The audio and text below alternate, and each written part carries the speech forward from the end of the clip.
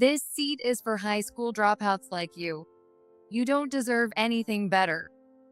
I was stunned when Monica pointed to the bench in front of the restroom and said that. Just as I was about to snap back at Monica, who was laughing and recording with her smartphone, something unexpected happened. Long time no see. How have you been? A renowned doctor, respected by my brother Ted, called out to me. Monica, realizing who I was, fell to the ground in despair. My name is Emily. I live with my father, mother, older brother, and myself. My brother Ted, who is a doctor, has always been very smart and kind. My parents doted on Ted, and I also looked up to him. However, at some point, I started feeling that only Ted was being loved. Of course, now that I'm an adult, I understand that's not the case. Still, as a child, my feelings of inferiority led me down a path of delinquency. After graduating middle school, I didn't go to high school and became a part-time worker. Even so, my father, mother, and Ted never gave up on me. Though I was a part-timer, I worked hard and gradually grew up. When I turned 28, Ted, who is 3 years older than me, decided to get married. The whole family was overjoyed. Of course, I was happy too. Hey, what's your fiancé like? She's a very refined woman who attended a prestigious all-girls school from elementary through high school. She graduated from an overseas university and is very smart and wonderful. Wow, what does she do for work? She used to work in an office, but she quit for the wedding and plans to transfer to her dad's company where she can be more flexible. Ted said happily. It was the first time I saw Ted looking like this. That's great. She's already thinking about life after the wedding. I'm glad you found someone so amazing. I can't wait for the wedding, I said, genuinely happy. When I insisted on meeting her, Ted looked at the calendar and pondered. How about next Thursday? I agreed immediately. Dress nicely. Ted joked with a smile. Of course, I'm not going to meet my future sister-in-law in shabby clothes. Ted smiled at my words. I waited eagerly for that day to come. On the promised day, I was supposed to meet Ted at 6 p.m. However, I accidentally fell asleep, and when I woke up, it was already 5:30 p.m. It takes 15 minutes to get to the meeting spot at the station. Emily, weren't you going out for dinner with Ted and his fiancée today? If my mother hadn't reminded me, I might have completely missed the appointment. I grabbed the cookies I had prepared as a gift and hurried to the station.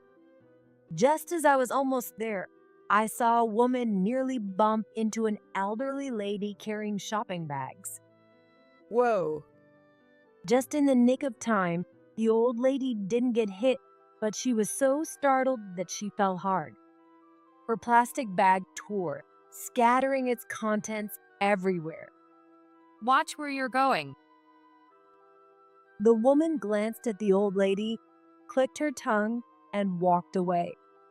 How shocking! She looks fashionable but has such an awful heart. Are you okay? Yes, thank you. I rushed over to the old lady, took her hand, and helped her up. I gathered the spilled items and took out the cookies I had brought as a gift for Ted's fiancée, putting them in the paper bag. Here you go. Oh my, even a bag. Thank you. No problem. It was an unfortunate incident. I smiled at the old lady, and she said, That girl often walks around here, always looking at her phone. I couldn't dodge her today because I had too many bags. The old lady vented her frustration. It seemed that the woman hadn't noticed the old lady walking until the last moment because she was looking at her phone. But I'm glad you weren't hurt. I should do something to thank you. You even gave me a bag. No, it's fine.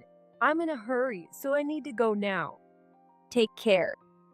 I said this and hurried to the station. I thought I would just make it in time, but I was about 5 minutes late. If you're going to be late, let me know. Sorry, I fell asleep. You really are something. Ted laughed. By the way, where's your fiancé? Since you were late, she went to the restroom for a bit. I see. I'm sorry to keep her waiting.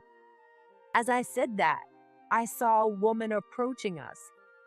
I instinctively looked down. It was the same woman who had bumped into the old lady earlier and walked away. I waited for her to pass, but she stopped right where we were. I looked up in surprise. Let me introduce you. This is my fiancée, Monica. Monica, this is my sister, Emily.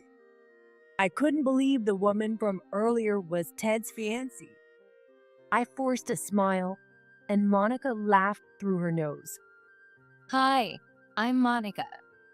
Monica wasn't the refined woman I had imagined, but someone who seemed quite strong-willed. She was far from the wonderful person Ted had described. Maybe it was because I had seen what happened earlier, but I couldn't help feeling uneasy about her words and actions. Were you okay being late? Sorry, I fell asleep without realizing it. Oh, in the middle of a weekday? Well, it happens. Monica laughed mockingly. That irritated me a bit, but I pulled myself together, handed over the gift, and introduced myself. I'm Emily, Ted's sister. Nice to meet you. However, Monica looked at the cookies and said with a puzzled expression, Didn't you even have a paper bag? I thought you bought them for yourself. Good thing my bag is big today. Thanks. Although she said thank you, I didn't feel good about it. Ted, who had seen the whole interaction, didn't say anything about our conversation. Shall we head to the restaurant? Wait a minute. Monica sidled up to Ted, speaking in a sweet voice, and walked beside him. Then, for some reason, she gave me a triumphant smile and walked off. It was the worst first meeting ever. My impression of Monica was terrible. I wished I would never have to see her again. But the wedding was already set. All I could do was hope Monica would be a good wife for Ted. When I got home, my mother eagerly asked for my impressions, but I just smiled and avoided answering. As time went on, the wedding plans progressed, and it was decided that our families would meet. Monica's father is an executive and a department manager in a company, and her mother is a pharmacist. She also has one younger brother. I don't need to go. I've already met Monica. I wanted to avoid getting involved as much as possible. That's not acceptable. My father, who values family relationships, insisted, so I reluctantly agreed to participate. Oh, long time no see. You didn't oversleep today, did you? On the day of the meeting, Monica said this as soon as she saw me. I wondered why she had such a grudge against me. It was disheartening. However, the reason would become clear at the upcoming family meeting. Ted's sister is Emily, right? Which university did she graduate from? Just as I was about to answer Monica's father, Frank, Monica interrupted. Dad, I told you not to ask that question, didn't I? But you might be mistaken. I can't believe that such a lovely family's daughter was a delinquent. Frank said this, then looked startled and smiled awkwardly. Monica knew from Ted that I had gone off the rails after middle school. Before my confused parents could say anything, I spoke up. You're right.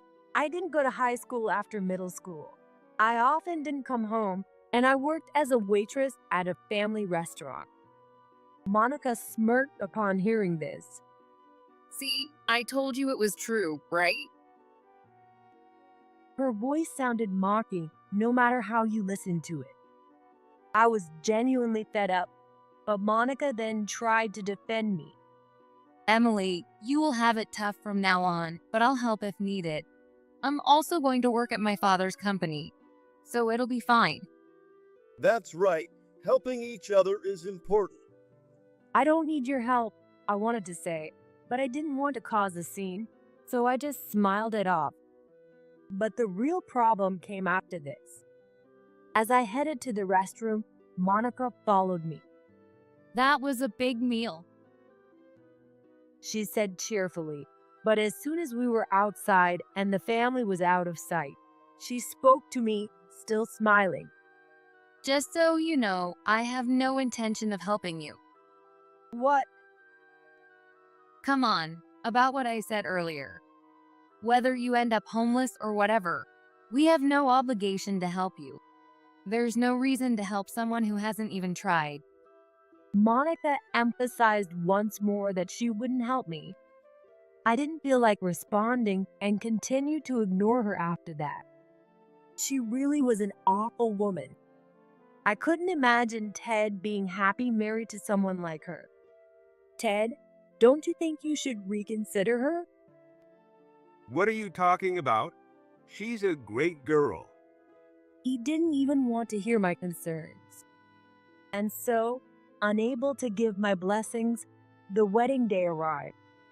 After the wedding, I parted ways with my busy parents and headed alone to the reception hall. But there, something shocking happened. I thought I would go ahead and take a seat, so I looked at the seating chart. However, no matter how much I looked, I couldn't find my name on the chart. Without a seat, I couldn't enter the hall, so I looked around in disbelief.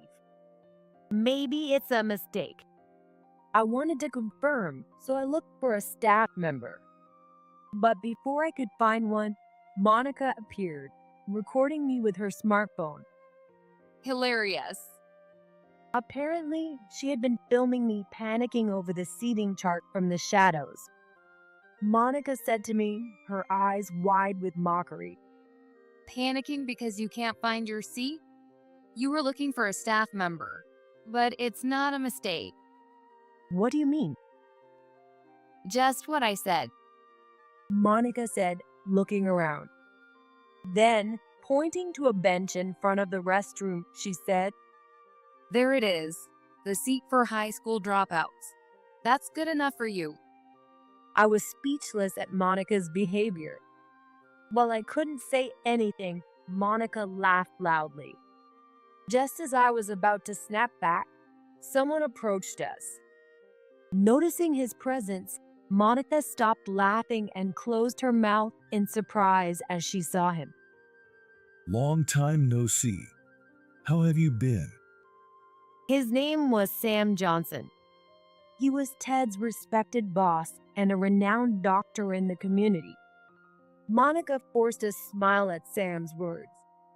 Sam, today is. However, Sam ignored Monica and spoke to me. Congratulations on Ted's wedding today. What a beautiful day it has turned out to be. Monica looked genuinely shocked that Sam was addressing me. And no wonder, since Sam was speaking to me respectfully with a smile. Monica, clearly unhappy, addressed Sam. Sam, Emily may be Ted's sister, but she's not someone you need to be so formal with. After all, she's just a high school dropout. Monica laughed as she said that.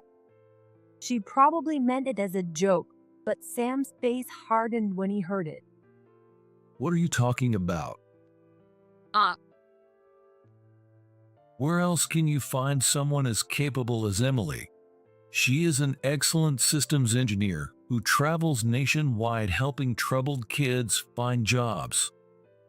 Emily created the electronic medical record system for our hospital. Many of the staff we have were brought in through her connections. Without Emily, our hospital wouldn't function. Sam explained to Monica. Monica looked utterly incredulous. But everything Sam said was true. After graduating middle school, I did go astray for a while. However, I decided that this wasn't the way to live. So I enrolled in an online high school and graduated from a technical school to become a systems engineer. I chose to become a systems engineer due to the influence of a friend I met during my troubled years. This friend was incredibly knowledgeable about computers and could even hack. Thanks to him, I also became quite proficient with computers.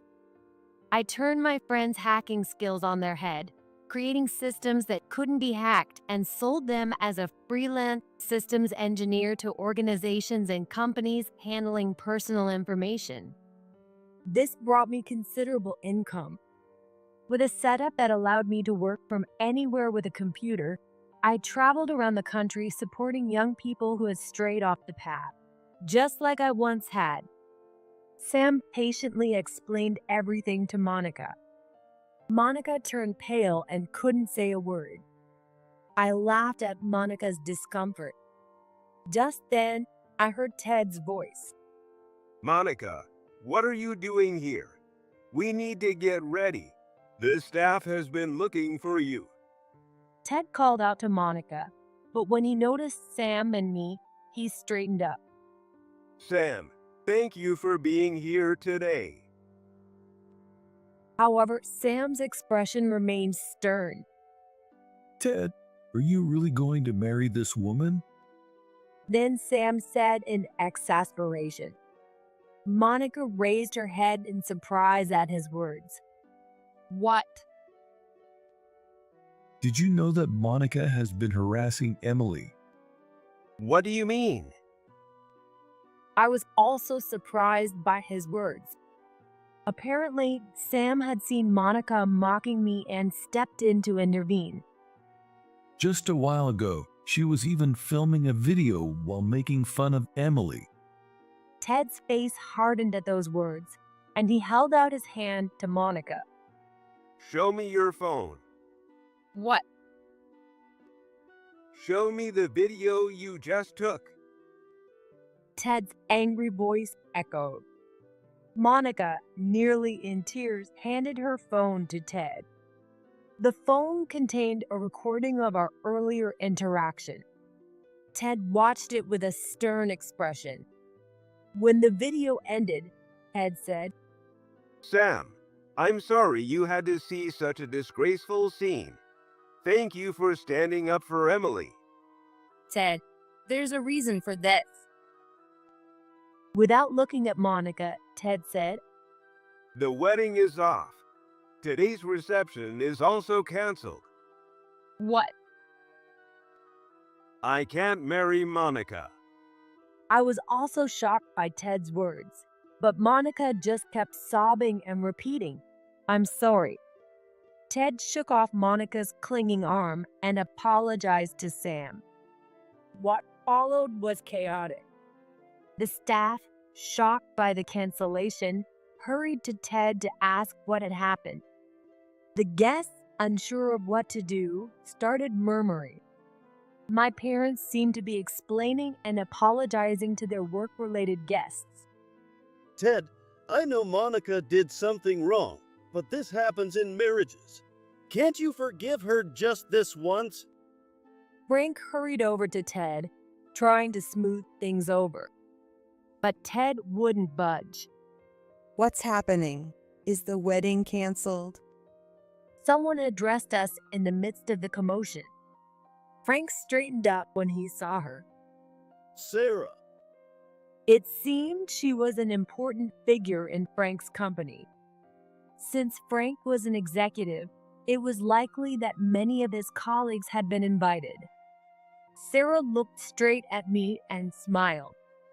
Oh, Aren't you the one who helped me when I fell? You gave me the bag of cookies. For a moment, I wondered what she was talking about, but I quickly found the answer. Oh, from that time. You helped me a lot then. Thank you so much. Are you Monica by any chance? No, I shook my head with mixed feelings at Sarah's happy smile, and Frank said, No, she's Monica's fiance's sister. Monica, this is Sarah, the chairperson. Introduce yourself. Urged by Frank, Monica wiped her tears and stepped forward to Sarah. Seeing Monica, Sarah's face tensed and her tone changed. You? Yes, I'm Monica. Nice to meet you. My father speaks highly of you. Nice to meet you. No, we've met before. Both Monica and Frank looked at Sarah in surprise. You're the one always looking at your phone while walking, right? You've bumped into me before, and you're well known in the neighborhood for being dangerous. And when people warn you, you yell at them, don't you? Everyone is troubled because of you. What? Monica and Frank turned pale at her words. Of course, I'm one of the people you've yelled at. That time, Emily helped me. Sarah walked over to me and took my hand. I heard earlier that you support young people. This is sudden, but our company needs talent. If you could introduce some, that would be great. What? Of course. Thank you so much. I thanked Sarah. Now, even more young people could find jobs. What a blessing.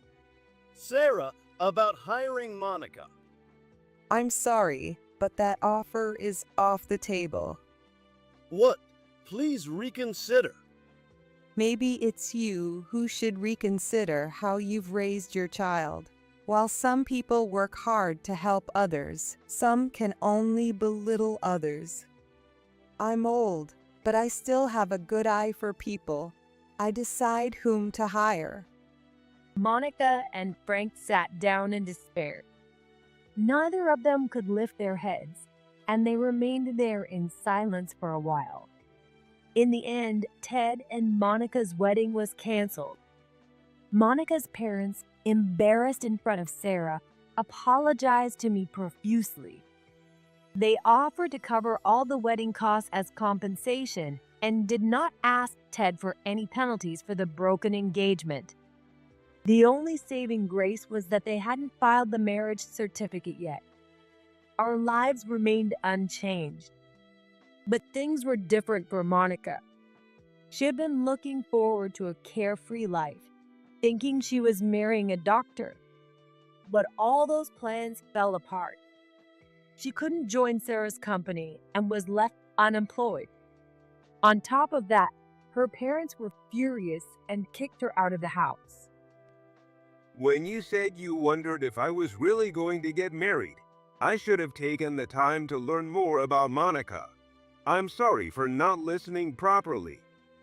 Ted apologized to me. I said it because I was worried about your happiness. It all worked out in the end. Now, I pray that Ted finds true happiness in his future marriage.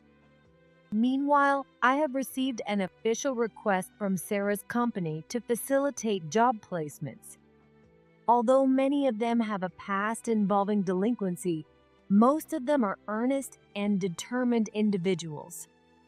I'm confident they'll withstand the challenges of society. Receiving a good education doesn't necessarily make someone a good person. And not being educated doesn't mean someone is a failure. I will keep this in mind as I continue to help and engage with many people.